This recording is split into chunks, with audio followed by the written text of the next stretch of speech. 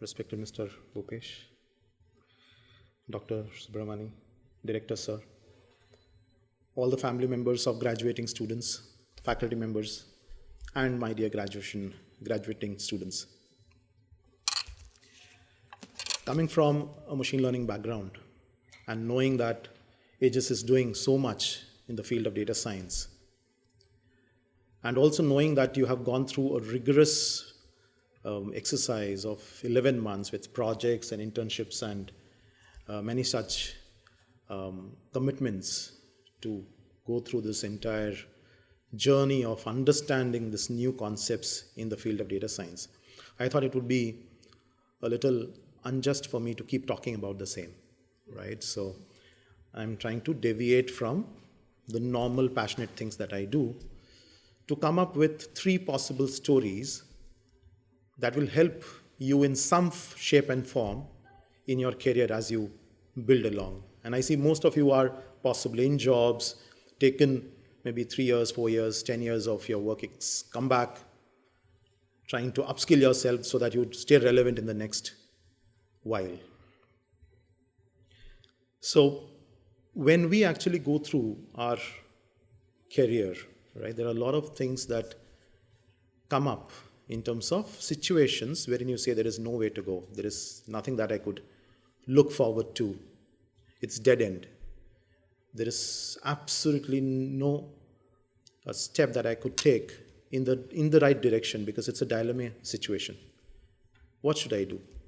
Right? So this story talks about a girl and how she was able to overcome the situation when her father, who was a farmer, was in a catch-22 situation.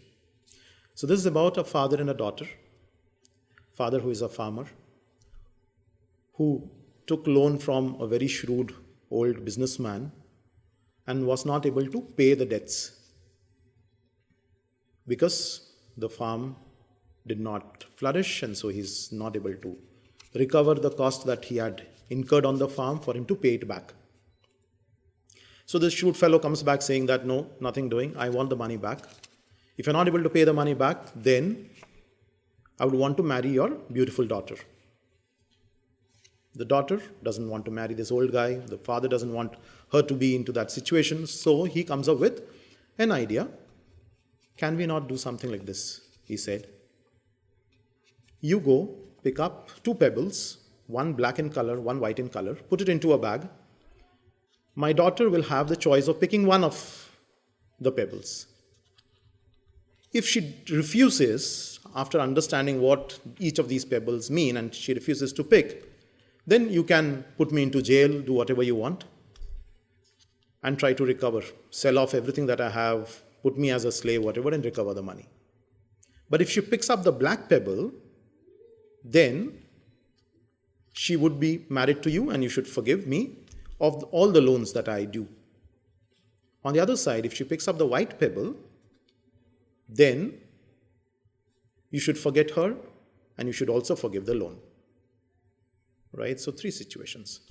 For the girl, it's very difficult because either way, the probability of her not choosing to elect one of these is going to land up her father into trouble. If she picks up from the bag, then there is only 50% probability that will go her way. So what should she do? Should she decide or not? Anyways, the businessman agreed. He went, picked up 2 stones, and the girl is seeing what stone he is picking. And it seems that the businessman was so shrewd that he picked up both black stones. Right? So now it's like if she says no, her father is going to be in jail. If she picks up a stone, she's anyways going to be married to this guy who is terribly old. And she's going to ruin her entire life. What will she do? I think we in our lives also, if not now, but there will be some stage wherein there are critical moments when you have to do something. And you have to make a decision there, right? You just cannot walk away from that situation. So she decides. She says, yes, I'll pick. Right? That means she's trying to sacrifice herself there. She goes, picks a pebble from the bag, stumbles and drops the pebble down. The pebble drops away. The businessman is angry that you dropped the pebble. Now, how do we know what pebble you picked? So she said, anyways, there were two pebbles. You pick up the pebble that is inside. Whatever is the pebble, whatever is the color of the pebble, the opposite is what I might have dropped. Right? The businessman had nothing to talk about then, because he just cannot say that I had picked two blacks. So what eventually happened is she got her way. She was not married to that old man. Right? On the other side, her father was free of all the debts. So there is always a solution in the problem that is presented to you, in whatever shape or form. There will be times wherein you are not able to see that solution right away.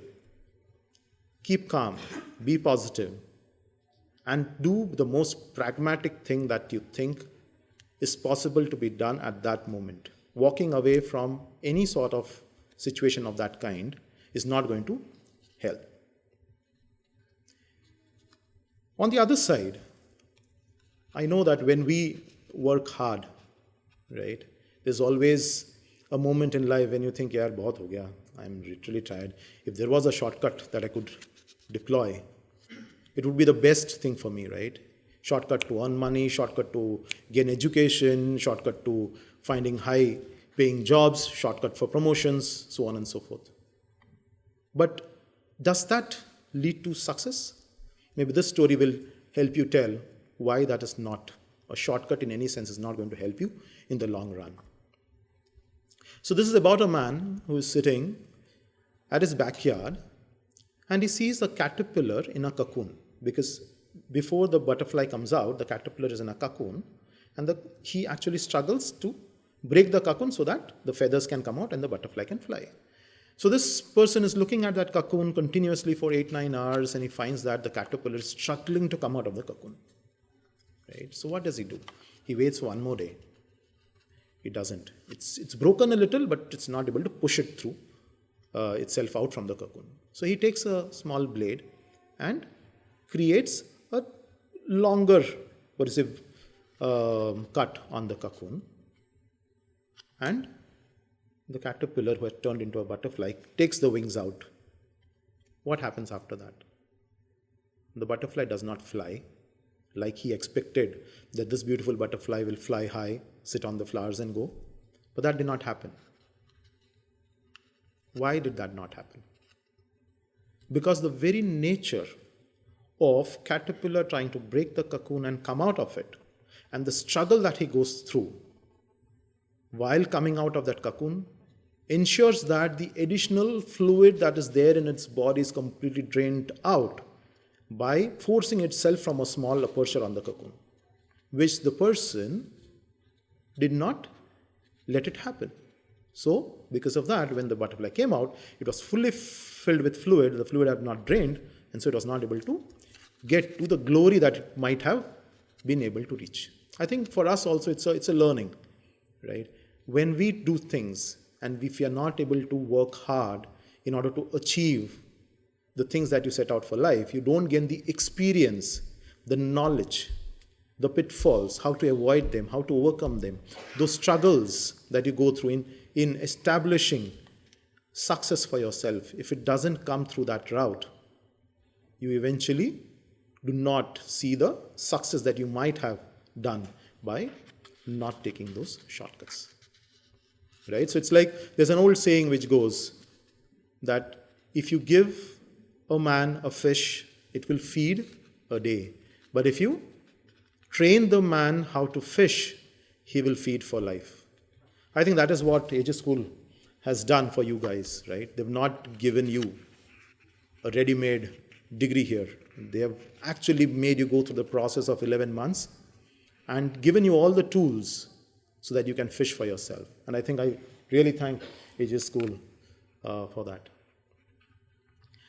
And once again, I think I'll conclude here saying congratulations for each of these graduating students sitting in front of me. India is going through a significant digital transformation journey. Every industry in this country is going through that phase. And I think you are rightly placed at the right time with a degree in your hand to make a difference. So I welcome you all to shape the digital future of India. Thank you very much.